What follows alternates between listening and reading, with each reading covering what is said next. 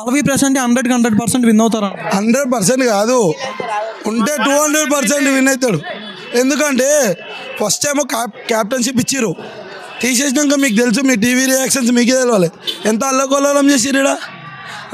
ఇప్పుడు కానీ పల్లె ప్రశాంత్ కప్పు లేకుండా సపోజ్ అట్లకెళ్ళి వెళ్ళిపోతారు కప్పు కొట్టనోళ్ళు. అట్లా పోయిననుకో కప్పు కాడ ఓడున్నాడు, కప్పు ప్రజల చేయాలి ఉంటుంది, ప్రజలందరూ లోపల ఉంటారు.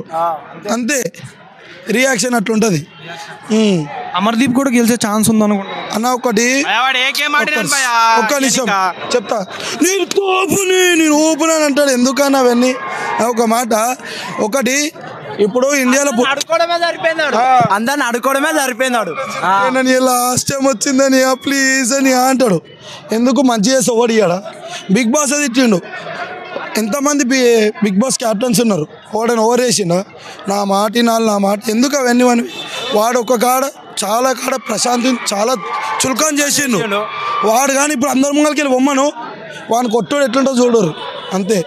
పల్లె ప్రశాంత్ ఇట్లా వస్తాడు, వాని వెనకాల వాడిని రమ్మను. పల్లె ప్రశాంత్ వెనకాల ఎవరు ఉండరు, వాడిని కొట్టడానికే ఉంటారు అందరూ. అంతే, తగ్గేదే లేదు. పల్లె ఇంకోటి లాస్ట్ ఎపిసోడ్ కూర్చోబెట్టి జాతకంగా చెప్పించారు వానితోటి. వానికి నల్లగా ఉండని చెప్పి నువ్వు డైలీ స్నానం చెయ్యి అవి చెయ్యి అని చెప్పి ఎందుకు అవసరమా వానికి? శివాజీ లేకుండా ప్రశాంత్ బయట ఉండేటోడు ఉన్నమాట. అంతా సపోర్ట్ చేసిండు, 100% సపోర్ట్ చేసిండు. బిగ్ బాస్ విన్నర్ పల్లె ప్రశాంత్. అంతే. ఇంట్లో శివాజీ అన్న లాంటి వాళ్ళు ఉండాలన్నారు కదా, దీని మీద ఏం చెప్పి ఉన్నారన్న? శివాజీ అన్న, మనకు శివాజీ గారి గురించి అంత తెలిసిన వాళ్ళం కాదు, నేను అంత పెద్దను కూడా కాదు. శివాజీ అన్న బిగ్ బాస్లో మాకు నచ్చింది. అంతే. 5 బ్యాచ్ కావాలి మాకు. అంతే. ఇంకోటి ఏం బ్యాచ్ అది? పల్లె ప్రశాంత్ గెలిచిరు కదా, ఇప్పుడు బాధపడతలేం, సంతోషం. శివాజీ గెలిచినా ఎవరు గెలిచినా బాధపడేటోళ్ళం కాదు. మీతో అమర్దీప్ కనుక పోవద్దు.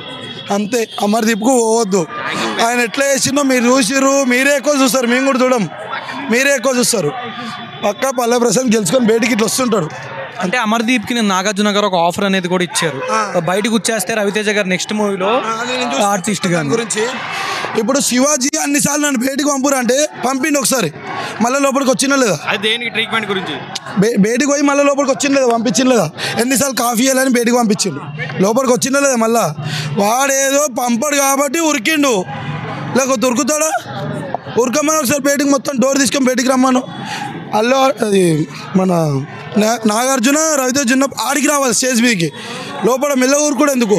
ఉత్తి దాంట్లో అయితే స్పీడ్ ఉరుకుతాడు, అప్పుడు ఉరకొచ్చు కదా స్పీడ్గా, బయటికి రావాలిగా. సినిమా ఛాన్స్ అంటే కూడా మంచిదే కదా, రావాలిగా. వాడు అంత ఓవర్ యాక్షన్ చేసినాడు, ఎందుకు వస్తాడన్నా బయటికి?